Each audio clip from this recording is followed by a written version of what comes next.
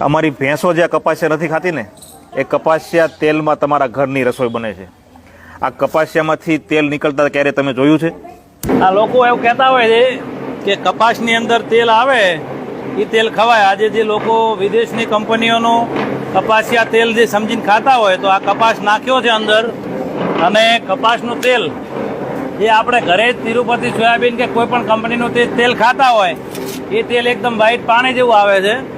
અને આ કપાસ જે કરે છે, જુઓ આ કલર બતાય ભાઈ, આ કંકુ જેવો કલર. આ કપાસનું કાયદેસર પશુઓ માટે છે, અને પશુઓનું તેલ લોકો ખાવા માંડ્યા, એટલે કેન્સરમાં કોઈ ઘર બાકી રહેવાનું નથી. એટલે મહેરબાની કરી કપાસના નામે કોઈ ખાતા હોય તો છેતરાશો નહીં, કારણ કે 50 થી 51 કિલોનો કપાસનો અંદર નાખ્યું છે, તાર હજી 3 કિલો કે 3.5 કિલો તેલ બહાર નથી નીકળ્યું.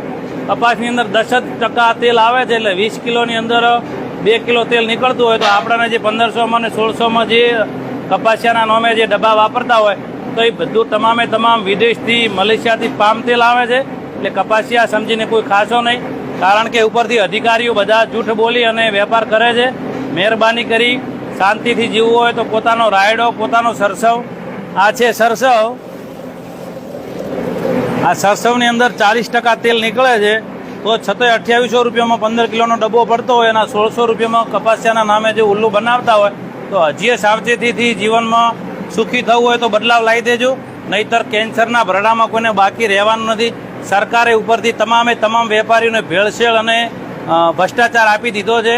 પોતાની રીતે સુખી થવું હોય તો કોઈનો વિશ્વાસ